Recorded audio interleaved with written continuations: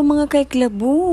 Tara, samahan niyo naman ako gumawa ako ng something special na fruits na may chocolate. Tara na at samahan niyo na ako kung paano ko nga pala ito ginawa. Kukuha lang tayo ng dark chocolate tapos imi-melted natin to. Bali yung unang chocolate na nilagay ko ay minelt ko nga muna to. Tapos itong naglagay pa ako ng konting chocolate chips. Oo, tama. Hindi ko siya masyadong minelt yung chocolate chips para naman kumapit pa sa ating mga apples yung mga small chips na chocolate. At tignan nyo naman tong mga candy apples. Sobrang liit niya. Ang cute niya tignan, di ba? Kaya nga naisipan ko lagyan siya ng dark chocolate yung itong mga apple na to para mas lalong masarap, di ba? Actually, pwede mo rin naman siyang kainin at is. Pero kasi dahil nga nagko-content ako, nag-eme-eme lang ako gumawa ng recipe dito sa apple at nilagyan ko nga ng dark chocolate. So ayan na nga, hinugasan muna natin syempre yung ating mga apples bago nga natin isasawsaw yung apple dyan sa ating dark chocolate na minelted. So kaya kung may mga mini apples ka tas di na masyadong kinakain, try nyo tong recipe na to, napakadali lang, diba? At wala nang masasayang na mga apples dyan sa rep nyo kasi kakainin na ng mga anak nyo kapag ganito yung ginawa nyo. So after nga natin magawa yung ating mga apples dyan, ilalagay muna natin siya sa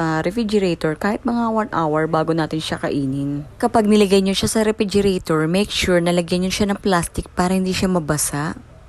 So ayun na nga, nagkaroon ka na nga ng idea ko paano nga natin pasasarapin pa yung ating mga fruits gamit nga ng mga dark chocolate or tsaka ng mga chocolate, diba? Salamat po sa panonood! Sa uulitin! Yum yum!